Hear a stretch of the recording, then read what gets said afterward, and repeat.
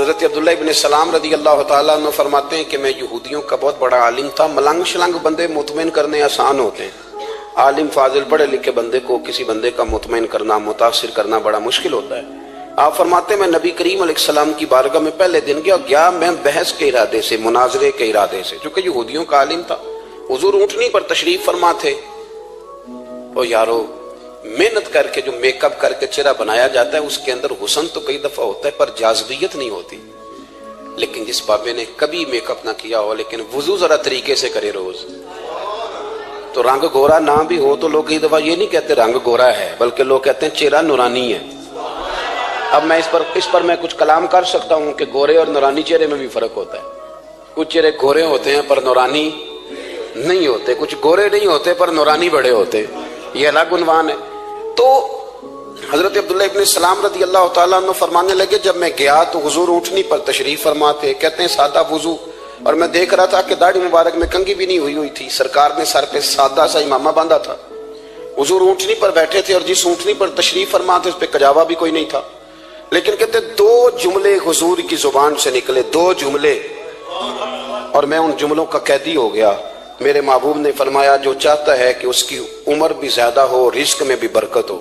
آپ بھی چاہتے ہیں نا عمر بھی زیادہ ہو، رزق میں بھی برکت ہو، تو حضور فرمانے لگے اس کے لیے کرنے کا کام یہ ہے کہ اگر وہ چاہتا ہے عمر زیادہ ہو، رزق میں برکت ہو، تو اپنے رشتہ داروں کے ساتھ اچھا سلوک کرے. یہ حدیث اگرچہ اپنے انہی الفاظ کے ساتھ مشکات میں موجود ہے، لیکن وہاں حضرت عبداللہ ابن سلام رضی اللہ تعالیٰ عنہ کہتے ہیں کہ وہ کیا مٹھاس تھی لفظوں میں، جملے تھوڑے تھے، بات میں گہرائی بہت زیادہ تھی. میں آیا تھا بحث کرنے اور میں آگے بڑھا، حضور کا دست مبارک تھاما اور میں نے عرض کی یا رسول اللہ مجھے کلمہ پڑھا دے، میں مسلمان ہونا چاہتا ہوں. ہمارے ہاں لوگ سمجھتے ہیں کہ بہت زیادہ فلسفہ بیان کرنے والا شاید کوئی بڑا پڑھا لکھا بندہ ہوتا ہے. یہ جی نفسیات کا بڑا ماہر ہے جی، اس نے کئی ماسٹر کیے ہوئے ہیں، ایم فل کی ہے، پی ایچ ڈی کی. او خدا کے بندے، نفسیات کا ماہر وہ ہوتا ہے جو سامنے والے کی عقل کے مطابق بات کرنا جانتا ہے. اور اگر تم کہے جی میری بات ہی بڑی مشکل ہے میں کس کو سمجھاؤں، تو آپ یہ پڑھے لکھے نہیں ہیں، آپ ابھی سمجھدار نہیں ہوئے. کلم الناس علی قدر عقولہم. اگر آپ پڑھے لکھے ہوتے تو لوگ آپ کی بات سمجھتے. میرے رسول کریم نے کبھی کوئی مشکل بات نہیں کی، کبھی کوئی فلسفہ نہیں بیان کیا، بلکہ تیری نگاہ ناز سے دونوں ہی مراد پا گئے، عقل غیاب جستجو، عشق حضور و اس طرح. اقبال کہتے ہیں اگر بڑا عقل مند آدمی ہوتا تھا تو حضور کی بات اس کے دل کو بھی اچھی لگتی، اور اگر کوئی عشق و مستی والا آتا تھا نا کہ میں نے مست ہو کے آنا ہے تو وہ بھی میرے نبی کی باتوں سے مست ہو جایا کرتا تھا. دونوں تیری نگاہ ناز سے دونوں مراد پا. تو حضور کو بات کرنے کا سلیقہ بھی بڑا شاندار آتا تھا. حضرت عائشہ صدیقہ رضی اللہ تعالیٰ عنہ فرماتی ہیں کہ نبی کریم صلی اللہ علیہ وسلم جب بات کرتے تھے تو اتنی دھیمی کرتے تھے، اتنی دھیرے میں کرتے تھے. میں تو چھوٹا آدمی ہوں، کسی بڑے بندے کو نصیحت بھی نہیں کر سکتا، ورنہ میں علماء سے تو نہیں لیکن جو طالب علم ہیں جن کا خیال ہے کہ شاید اور میرے پاس کچھ سیکھنے آئے ہوئے ہیں مدرسے کے، تو میں ان سے کہتا ہوں کہ وہ کیا خطابت ہوئی جس میں سامنے والے کو سمجھ نہیں آئی آپ نے کیا کہا ہے. آپ اتنے جوش میں چلے گئے، کہتا جی وہ میرا عشق بڑا جوان تھا. تو میں نے کہا آپ کا عشق زیادہ جوان تھا، پھر رسول پاک کی سنت سے آگے نکل گیا ہے. اب ٹھہر ٹھہر کے بات کریں. آپ کی بات اگر سامنے والے کی سمجھ میں نہ آئی تو اس کا معنی کیا ہوا. اسی طرح سے ہماری نعت خوانی کا ماحول ہوتا ہے، 6 بندے نعت پڑھ رہے ہوتے ہیں، ایک سپیکر ادھر ہوتا ہے ایک ادھر ہوتا ہے، کوئی سمجھ نہیں آتی ہے کیا کہہ رہے ہیں. اور پھر اس کے ساتھ ساتھ وہ یہ بھی مطالبہ کر رہے ہوتے ہیں کہ ہاتھ بھی کھڑے کرو جنو جنو عشق کے. میں کہ انج نہیں کہی دا، ویسے تو کہہ چلو پڑھ لیں، ورنہ اگر آپ ایسے ہی استاد بائی پاس والے بیچارے کو تو ہارٹ اٹیک ہو جائے گا ہاتھ کھڑا کرے گا، تو ہے تو وہ بھی عاشق رسول ہی نا. لیکن یہ قسمیں نہ ڈالیں، یہ کوئی طریقہ ہی نہیں ہے، نہ کہیں دین اس کی اجازت دیتا ہے. ہم نے تو یہ سنا ہے کہ صحابہ کہتے ہیں جب اللہ کے حبیب گفتگو کرتے تھے تو ہم یوں بیٹھتے تھے کہ ہمارے سروں پہ پرندے بیٹھے ہوئے، تو حرکت بھی نہیں کرتے تھے.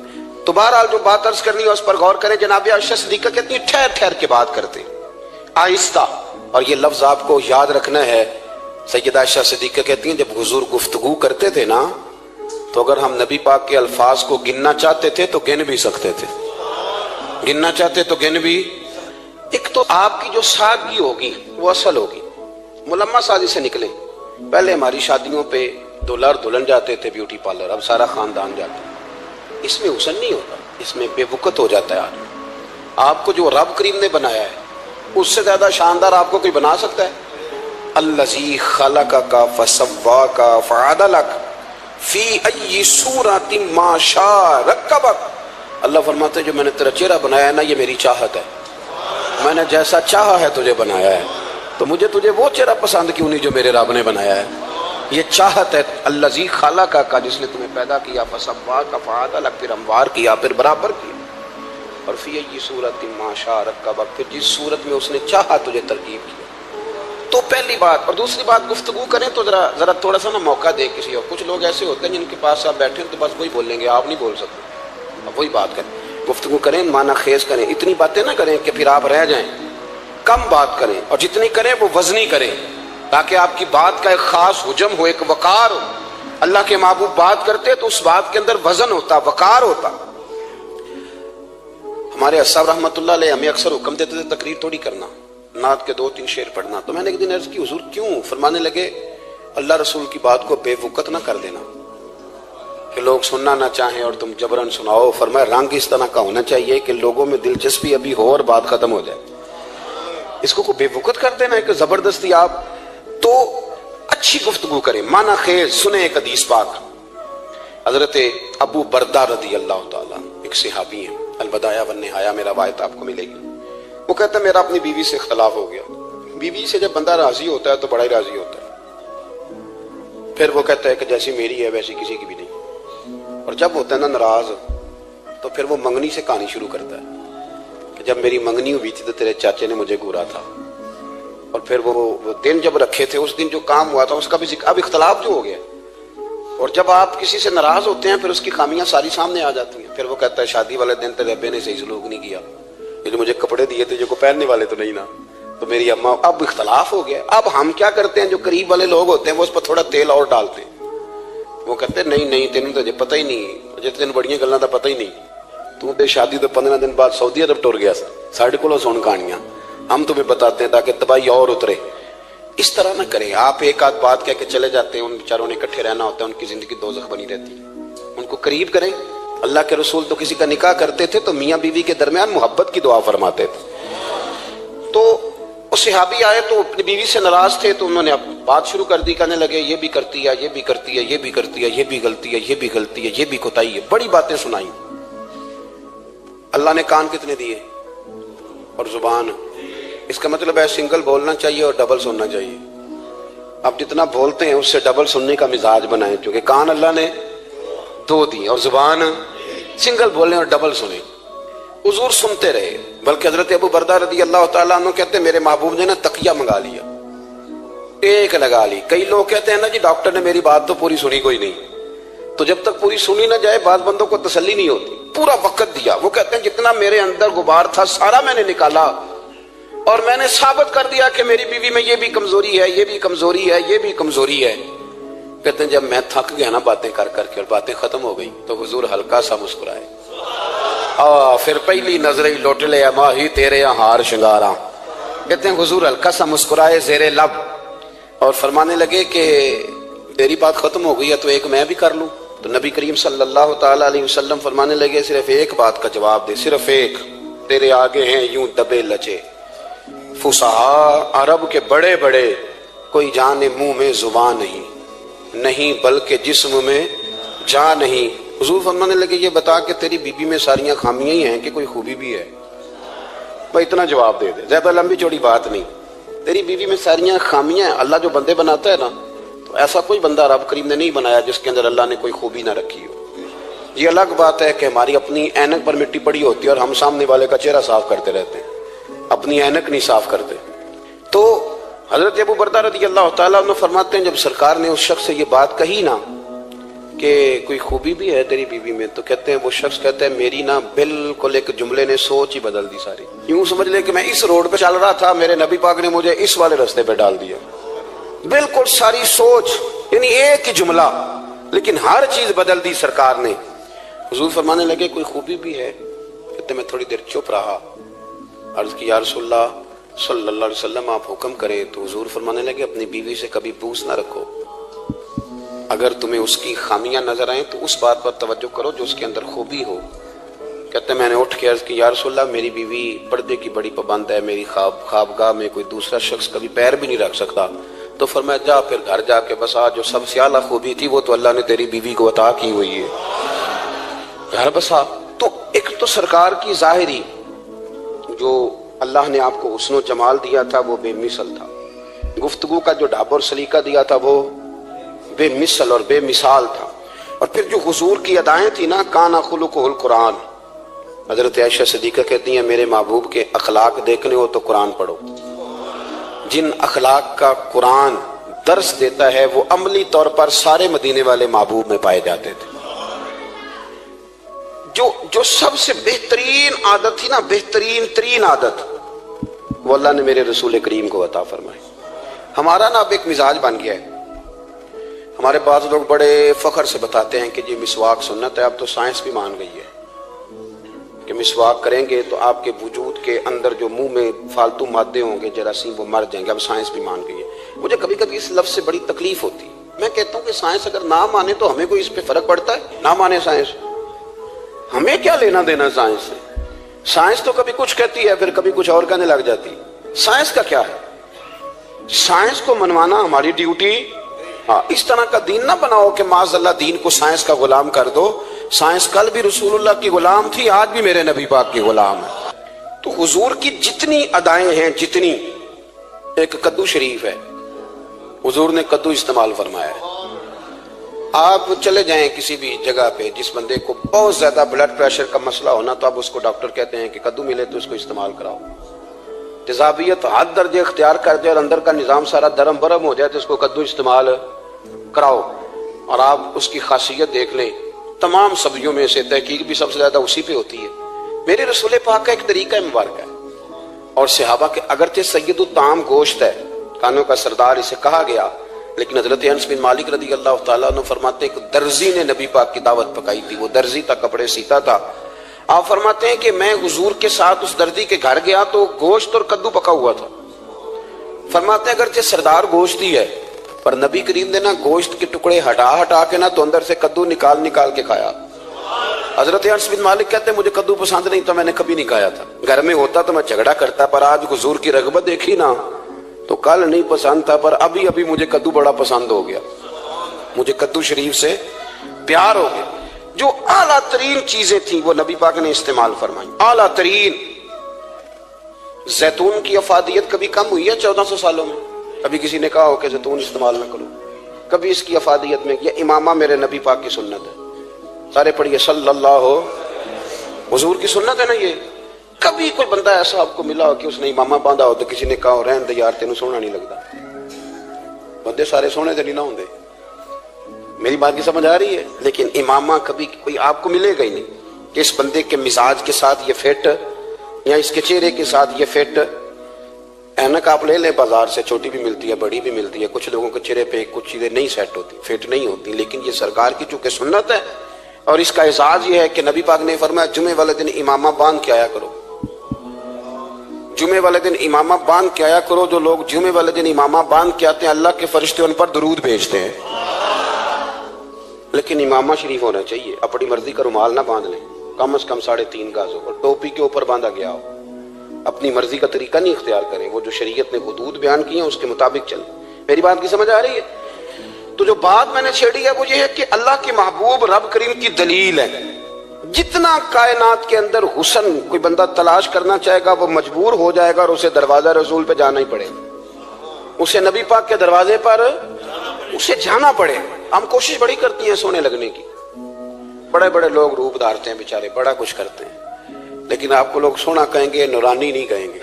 مجھے بڑی کر لیں، داڑھی روز بنائیں بے شک، لیکن فطرت داڑھی ہے، حسن ناراض ہو گیا۔ اور داڑھی بڑی سمجھدار ہے، کبھی عورت کے منہ پہ نہیں آتی، آتی مرد کے منہ پہ ہے، مرد کے منہ پہ داڑھی آتی۔ چلے میں کوئی بات نہیں کرتا ورنہ میں تو حنفی ہوں، میرے امام صاحب تو اس بندے کی گواہی قبول نہیں کرتے جس نے داڑھی نہ رکھی ہو، وہ کہتے ہیں اس کی شہادت کچہری میں قابل قبول نہیں ہے، وہ تو قبول نہیں کرتے اس کی شہادت کو بھی۔ اب چلیں عوام سے ڈرتے ڈرتے کئی دفعہ کچھ باتیں نہیں بتائی جاتی پر باتیں ہیں تو صحیح نا۔ ایک بندے نے داڑھی مڈائی تھی تو جناب عمر نے مدینے سے بھی نکال دیا تھا۔ ان سانو کانے کوئی کہہ گیا کہ چنگی طرح نیک ہوے گا تاں رکھی تے روٹی ادن کھائی ہاں جدن چنگی طرح نیک ہو جائے گا، اس سے پہلے کیوں کھاتے ہو؟ یہ قسم اٹھاؤ کہ پیسے اس دن پکڑنے ہاتھ میں جس دن چنگی طرح نیک ہونا ہے۔ کچھ لوگ کہتے ہیں میں اندر سے ٹھیک نہیں، تو اندر سے ٹھیک ہونا تیری ڈیوٹی نہیں، ظاہر ٹھیک کرنا تیری ڈیوٹی ہے، باطن تو رب کریم اپنی رحمت سے درست فرمایا کرتا ہے۔ تو جو تیرے ذمہ لگایا اللہ نے وہ تو کرنا، جو تیرے اللہ نے ظاہری صورت سے ہوتا کیا ہے، سنو کیا ہوتا ہے۔ مولانا رومی نے لکھا ہے حضرت موسیٰ علیہ السلام کے زمانہ مبارکہ میں ایک شخص تھا، تو حضرت موسیٰ علیہ السلام کی نقلیں اتارتا تھا۔ آپ کی طرح لمبا کرتا پہنتا تھا، ہاتھ میں چھڑی پکڑتا تھا، تھوڑا غصے سے بولتا تھا، معاذ اللہ نقل اتارتا تھا۔ جناب موسیٰ کلیم اللہ علیہ السلام کی قوم کا جب غلبہ ہوا تو انہوں نے نکال دیا اس کو، تو نقلیں اتارتا ہے، وہ نکل گیا، شہر سے باہر نکال دیا۔ حضرت موسیٰ کلیم کہتے ہیں میں ایک دن کوہ طور پہ گیا ہوا تھا، تو رب کریم نے مجھ سے فرمایا کہ فلاں جگہ فلاں درخت کے نیچے میرا ایک دوست انتقال کر گیا ہے، اسے اٹھائیے، غسل دیجیے، کفن دیجیے، جو اس دور کا طریقہ تھا، تدفین کر دے۔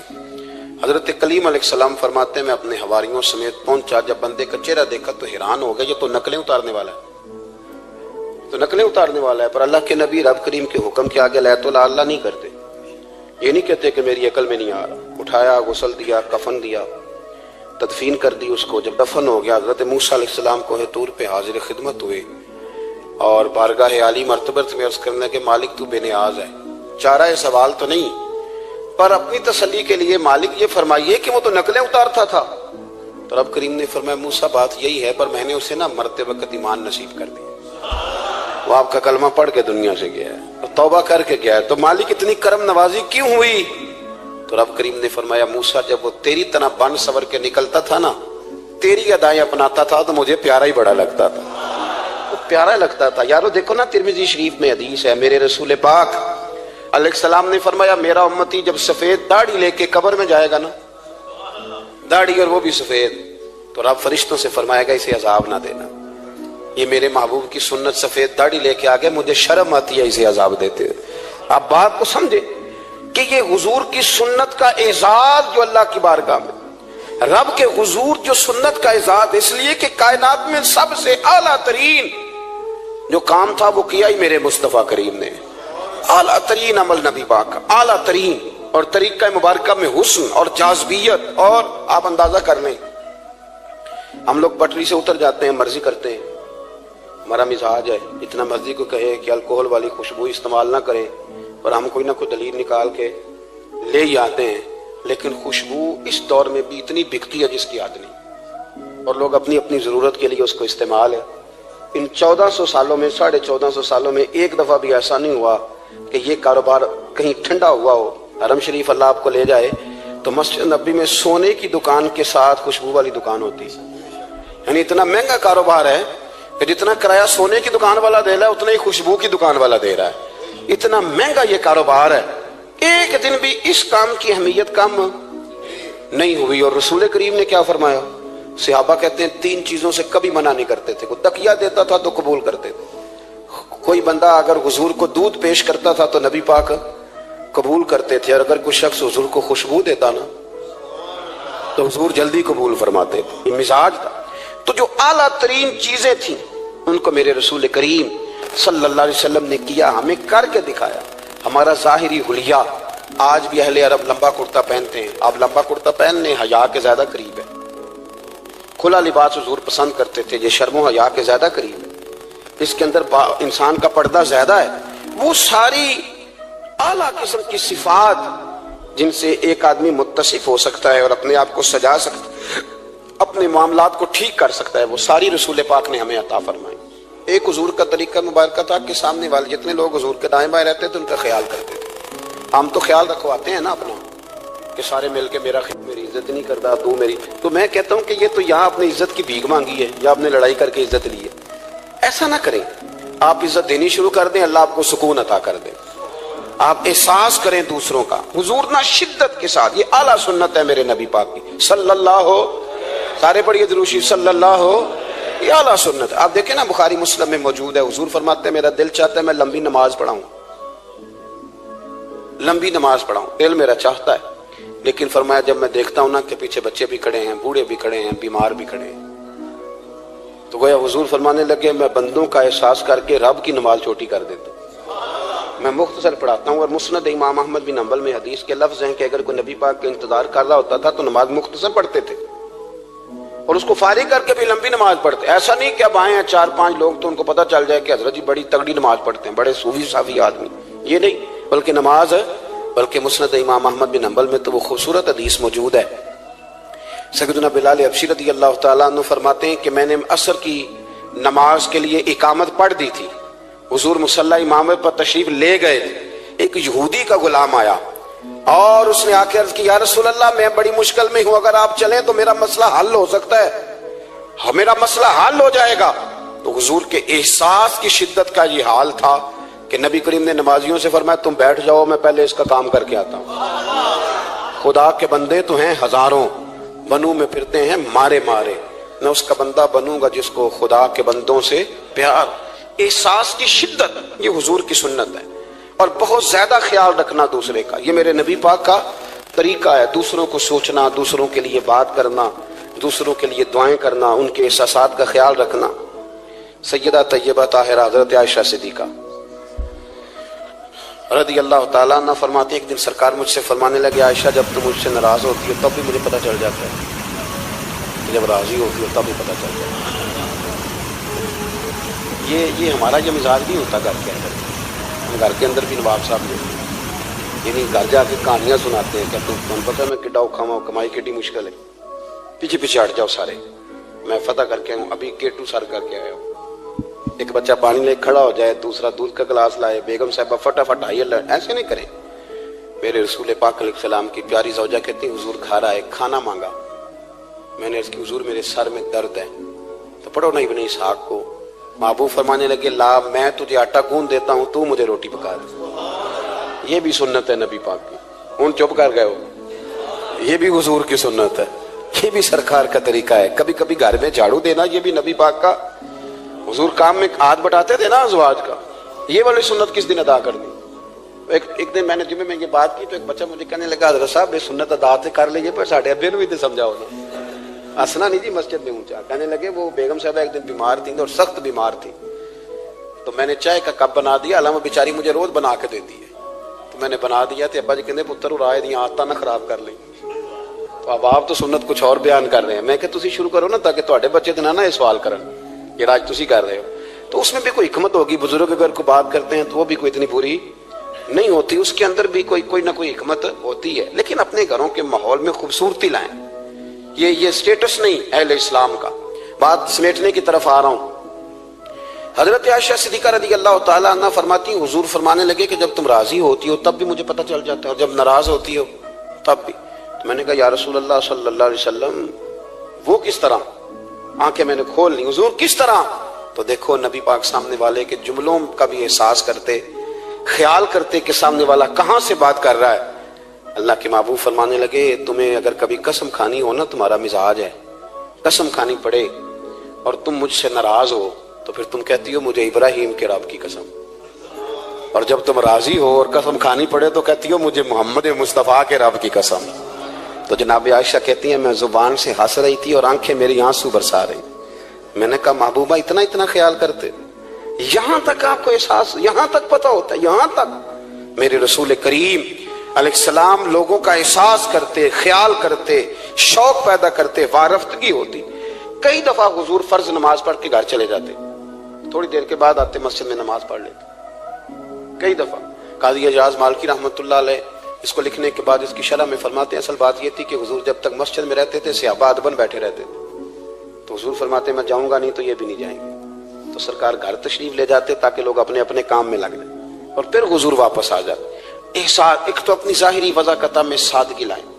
ہماری بہت ساری مشکلات کی اصل وجہ یہ ہے کہ تکلف بڑا بڑھ گیا, بڑا تکلف بڑھ گیا. ہم کوشش کرتے ہیں دوسروں کے برابر جانے کی. ہمیں کیا ضرورت پڑی ہے دنیا سے مقابلہ کرنے کی.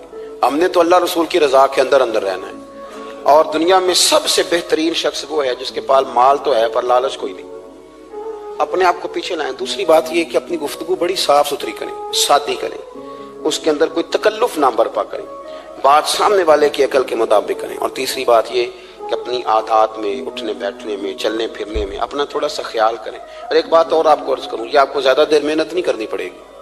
اگر تھوڑا سا وقت آئے اپنے آپ کو دے دینا. اقبال کہتے ہیں अपने मन में डूब कर बाजा सुरागे जिंदगी, चल तू अगर मेरा नहीं बनता ना बन, अपना तो बन, अपना तो बन।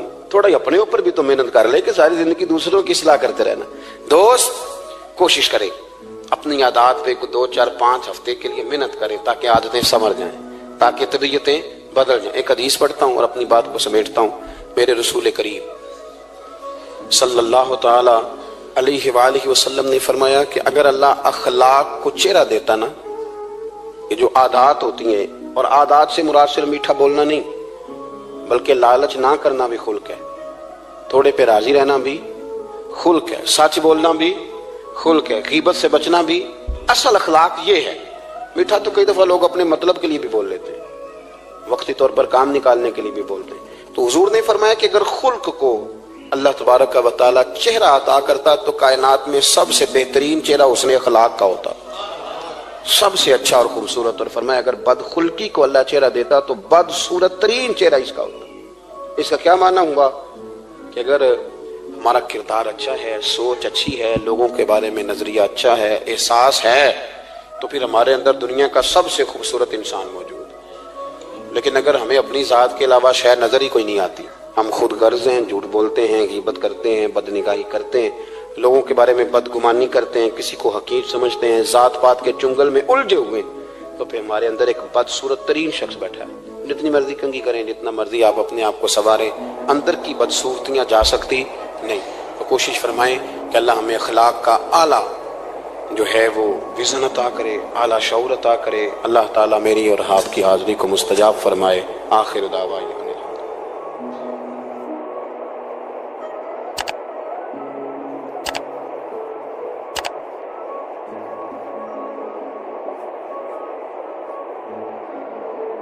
फटा जाना, मेरा दरवाजा खुला मिलेगा। यार जो लोग जिंदगी में बड़ा सुकून लेना चाहते हैं ना, वो किसी इस तरह के बंदे की खिदमत करके देखें। जो बड़ा सुकून लेना चाहते हैं, बड़ा जो राहत लेना चाहते हैं, वो किसी ऐसे शख्स की खिदमत। हमारे देहात की नानियाँ दादियाँ बड़ी सादी होती है, उन्हें ज़रूरत होती है कि थोड़ी देर, अब्बा जी ने कुछ भी नहीं कहना, आप नई पजारो खरीदने लगे, अब्बा रुकावट नहीं डालेगा, लेकिन अब्बा से मशवरा ज़रूर करो, उनसे पूछे जरूर कि गाड़ी बदलने जा रहा हूं। वालिद का मशवरा ही तेरे काम में बरकत पैदा कर देगा, उसकी सिर्फ राय ही तुझे बड़ा कर देगी। आप जरूर मकान तब्दील करें और कई मंजिला बनाएं, लेकिन थोड़ी देर अब्बा के पास जाएं कि अगर आप कहें तो मकान बदल लूं। इसलिए कि वालिद का सिर्फ मशवरा नहीं होगा, उसकी दुआएं भी तेरे साथ होगी। ये इनफिरादियत तुझे मिलेगी सादे लोगों के साथ, ऐसे लोगों के साथ जो, बल्कि इमाम यूसुफ साली ने तो एक बड़ी खूबसूरत बात लिखी है। कहते हैं एक हुजूर का पेंडू था, हुजूर फरमाते तो ये हमारा देहाती और हम इसके शहरी हैं। आप किसी को पेंडू कह दें उसे भी गुस्सा आता है। मैंने भी देखा एक नौजवान बड़ा नाराज था दूसरों से, क्या हुआ, कहता सब मुझे पेंडू कहते हैं। मैं कह यार तू मिन्नू कह, मैं अल्हम्दुलिल्लाह पेंडू हूँ, मेरे अब्बा जी भी पेंडू है, मेरे दादाजी भी पेंडू है। पेंडू होना कोई माज़ अल्लाह ताला बुरी बात है, इसमें क्या कबाहत है। अरब का तो रिवाज था कि जब बच्चा पैदा होता था तो अच्छी आबो हवा के लिए गांव में भेजा करते थे। मेरे महबूबे पाक भी हजरत हलीमा सादिया के गांव में जाके रहे हैं। ये अजीब बात है भाई, जितने शहर आबाद हैं ये सारे देहातियों ने ही आबाद किए हैं, सब ने। ये अलग बात है कि शहर में आकर पढ़ने वाले भूल गए किसकी माँ ने कितना जेवर बेचा था, भूल गए लोग। अब वो कहते हैं हम तो रईस आजम थे शुरू से ही। थोड़ा पीछे पलट के देख, तेरे होश ठिकाने आ जाएंगे। जरा पीछे पलट के देख कि तू क्या था और आज तू कहां खड़ा है, फिर देख तेरा मियार सोच का बदल जाए, फिर जरा तेरी तबीयत। हुजूर फरमाते हमारा देहाती है, हम इसके शहरी हैं। अब उसने देखा हुजूर की बारगाह में कई लोग तोहफे लेके आते हैं और नबी पाक तोहफा कबूल फरमाते थे, और बल्कि फरमाते थे दिया भी करो लिया भी करो, मोहब्बत में इजाफा करेगा, मोहब्बत में इजाफा करेगा। बहुत सारे सहाबा तहाइफ लाते, वो गरीब आदमी था, दिल बड़ा करता था। उन्होंने पता क्या करना शुरू किया, उधार चीजें खरीदते दुकानदारों से। कहते यार सुनना सदका नहीं तोहफा है। हुजूर तनावुल फरमा लेते, जब देखते ना खा लिया है सहाबा ने भी, तो कहते हुजूर दुकानदार के पैसे भी देने, हुजूर वो भी जरा अदा फरमा दें, भेजे किसी को। तो हुजूर फरमाते मैंने कहा था ला का, हुजूर कहा तो नहीं था पर खाया तो है ना आपने तनावुल तो फरमाया है ना। यार हुजूर फरमाते क्यों लाए, मुस्कुरा के पूछते, मुस्कुरा के पूछते। कहते यार सुन ला इसलिए कि सारे लाते हैं, मैं गरीब हूं, नहीं मेरे पास पैसे, अब लाने तो है ना। تو مہربانی فرمائے پیسے حضور بھیجتے جناب ابو بکر صدیق، فرماتے جا اس دیہاتی کے پیسے دے یا۔ حضرت ابو ہریرہ کہتے ہیں جب حضور غم امت میں پریشان ہوتے تھے نا تو ہمارا دل کرتا تھا کاش آج وہ آ جائے، وہ آئے گا تو حضور کو ہنسائے گا، دل کرتا تھا آج وہ آ جائے۔ کہتے ہیں ایک دن نبی کے، یہ مسند امام احمد بن حنبل میں بھی موجود ہے، فرماتے ہیں ایک دن وہ بازار میں کھڑے نا، مدینے کے بازار میں کھڑے کچھ خرید رہے تھے۔ ہمارے یہ بڑا آسان ہے، آپ تھوڑے تگڑے ہو کے رہیں، بولیں ذرا کم، سخت مزاج رہیں، دنیا خود بخود ڈرے گی، لیکن یہ اصل نہیں ہے۔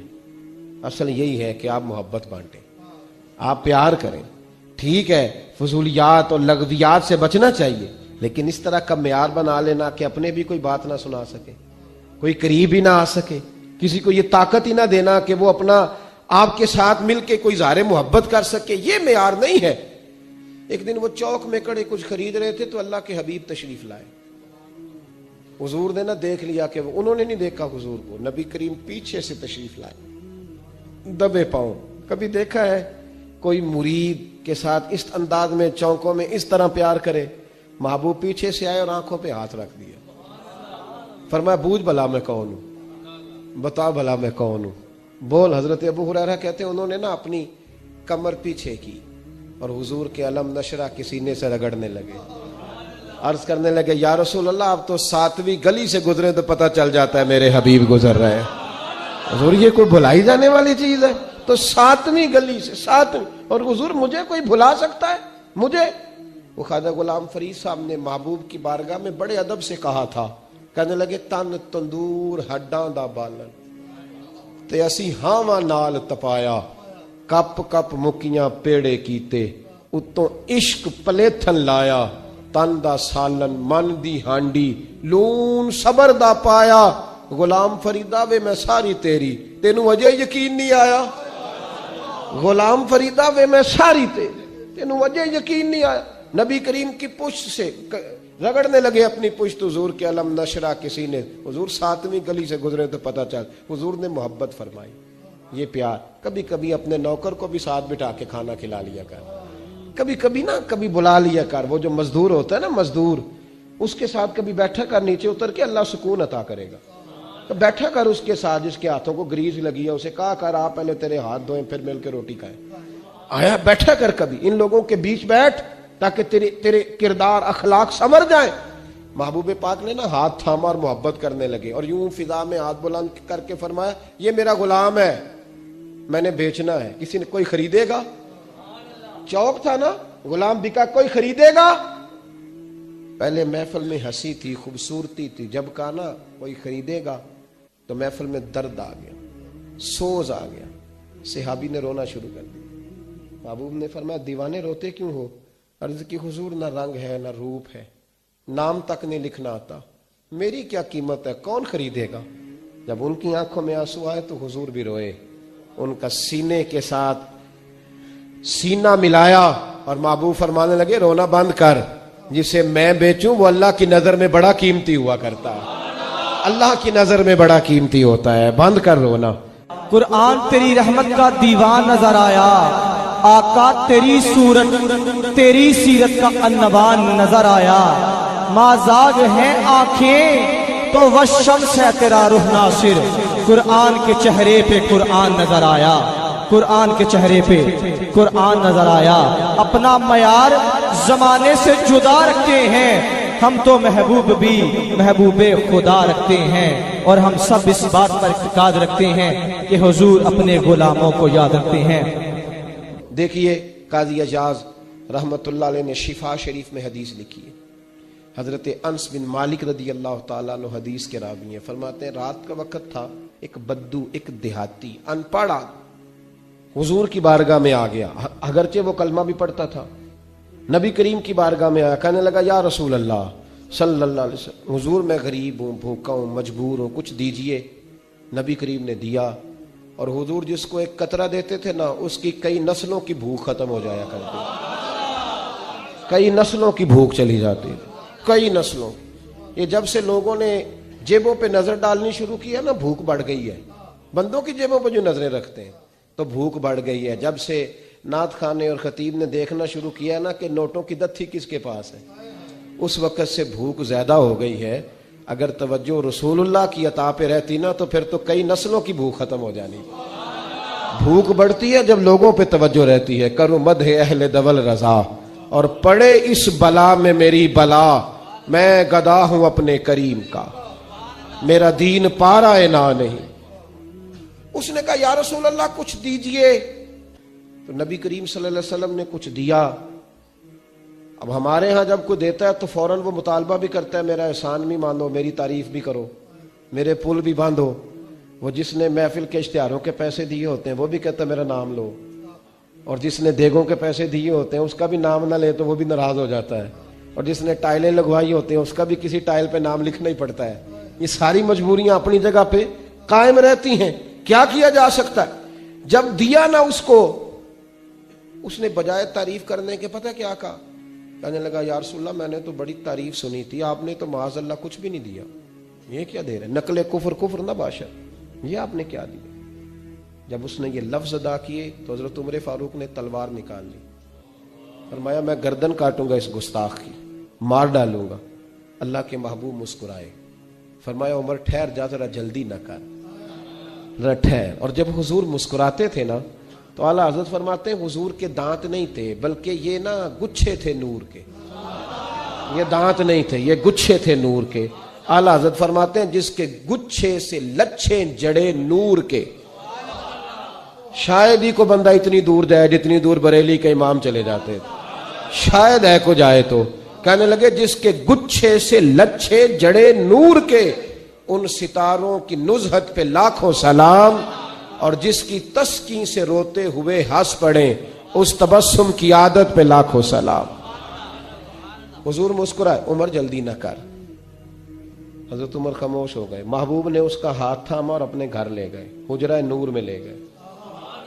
पहले खजूरें खिलाई, सिरका खिलाया, फिर अल्लाह के महबूब ने दूध पिलाया। सैर हो गया तो नबी करीम ने जितना दिया था ना उससे डबल दिया, फिर थोड़ा और दिया, फिर थोड़ा और दिया।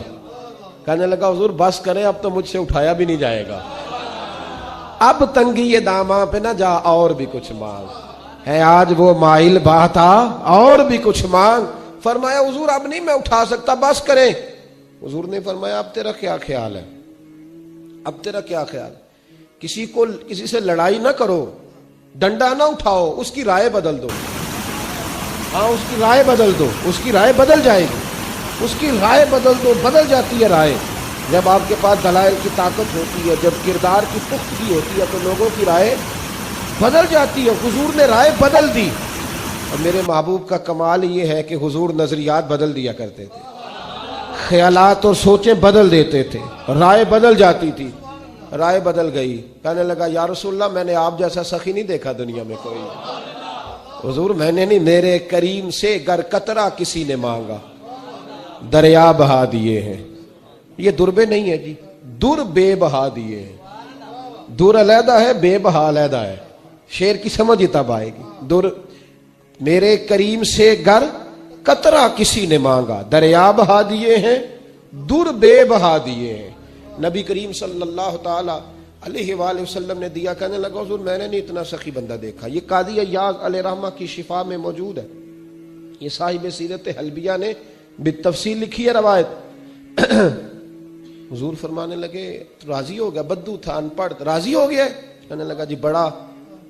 फरमाया ये जो बात तूने अभी अभी कही है कि मैंने आप जैसा सखी कोई नहीं देखा, ये मेरे सहाबा के सामने भी कह दोगे?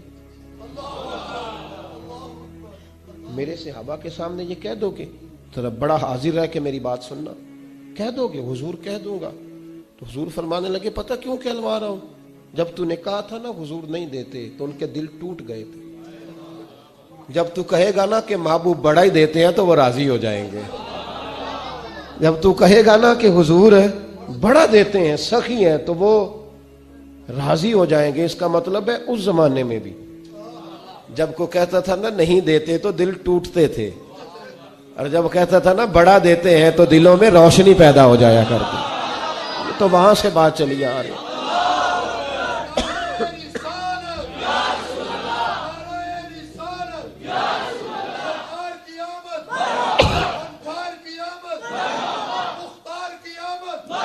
نبی کریم صلی اللہ تعالی علیہ وسلم باہر لائے، صحابہ بیٹھے تھے، حضرت عمر بھی تھے، حضور انہیں باہر لائے اس صحابی کو، بدو کو۔ حضور نے فرمایا اب وہ لفظ کہے جو تو نے میرے ساتھ کہے تھے۔ اس نے یہ نہیں کہا حضور بڑا دیتے ہیں، بلکہ قاضی صاحب رحمت اللہ لکھا ہے صحابہ کے مجمع پہ نظر ڈالی تو اس کا چہرہ کھلا ہوا ہے، کہنے لگا او میرے محبوب کے غلاموں، میں نے آندھی اتنی تیز چلتی نہیں دیکھی جتنی نبی پاک کی سخاوت تیز چلتی دیکھی ہے۔ اتنی تیز ہے، کون دیتا ہے دینے کو منہ چاہے، دینے والا ہے سچا ہمارا کون دیتا، نبی کریم اتنی سخاوت چلتی۔ اب صحابہ خوش ہو گئے تو میرے محبوب نے ایک جملہ کہا، محبوب کریم فرمانے لگے عمر پہلے جو اس نے کہا تھا نا اس حالت میں تم اسے مار دیتے تو جہنم میں جاتا، لیکن جس عقیدے پر یہ اب ہے، اب دنیا سے جائے گا تو اللہ اسے جنت عطا کرے گا۔ اور نبی کریم علیہ السلام نے ایک مثال دی جو بڑی سمجھنے والی ہے، بڑی غور کرنے والی۔ حضور جب انہیں سمجھا لیا، بات واضح کر لی، تو اب محبوب فرمانے لگے میری اور تمہاری مثال، یعنی میری اور اپنی امت کی مثال۔ فرمایا میری اور تمہاری مثال اس آدمی کی طرح ہے جس کی اونٹنی بھاگ گئی تھی، کھلی تھی، ناک سے نکیل نکلی تو باہر نکل گئی، بھاگ گئی، لوگ اس کو پکڑنے کے لیے دوڑے، کوئی نیزہ مارتا تھا، کوئی ڈنڈا مارتا تھا، کوئی کسی طریقے قابو کرتا تھا، لیکن وہ زخمی ہو گئی پر کسی کے قابو نہیں آ رہی تھی، بلکہ اور بدکتی تھی اور بھاگتی تھی۔ یہ میرے محبوب کا فرمان ہے۔ حضرت انس بن مالک کہتے ہیں یہ باتیں کہتے کہتے نا میں دیکھ رہا تھا حضور کی آنکھوں میں آنسو بھی بھرنے لگے۔ محبوب فرمانے لگے پھر اچانک اس اونٹنی کا مالک آ گیا اور لوگوں سے کہنے لگا پیچھے ہٹ جاؤ، کیا تم نے میری اونٹنی کا حال کر دیا ہے، پیچھے ہٹو۔ حضور فرماتے ہیں اس نے زمین سے تھوڑا سا چارہ اٹھایا، اپنی اونٹنی کو دکھایا تو کہتے ہیں اونٹنی دوڑتی ہوئی اپنے مالک کی طرف آئی۔ اس نے بغیر کسی اور کی مدد لیے اونٹنی کی پشت پر ہاتھ پھیرا اور پھر اکیلے ہی اس کے ناک میں نکیل ڈال دی اور سوار ہو کے چلتا بنا۔ محبوب فرمانے لگے میری اور تمہاری مثال اس آدمی کی طرح جس کی اونٹنی بھاگ گئی، زمانے نے کوشش کی پر قابو نہیں آئی، وہ آدمی کہنے لگا اونٹنی میری ہے تو سنبھالنے کا طریقہ بھی مجھے ہی آتا ہے۔ گویا حضور فرمانے لگے امت میری ہے تو سنبھالنے کا طریقہ بھی مجھے ہی آتا ہے، یہ میرے ہیں تو مجھے پتا ہے۔ رب حبلی امتی کہتے ہوئے پیدا ہوئے، یا اللہ مجھے ہی دے دے، مجھے ہبہ کر دے، میں سنبھال لوں گا، مجھے پتا ہے۔ میں بڑے لوگ ہیں جو نہیں سنبھالے جا سکتے، آپ یقین کریں نہیں سنبھالے جاتے، سارے مل کے بھی کہیں تو سنبھالیں، لیکن حضور نے فرمایا میرے ہیں میں سنبھال لوں گا۔ رب حبلی امتی کہتے ہوئے پیدا ہوئے، آقا نے فرمایا کہ بخشا الصلاۃ والسلام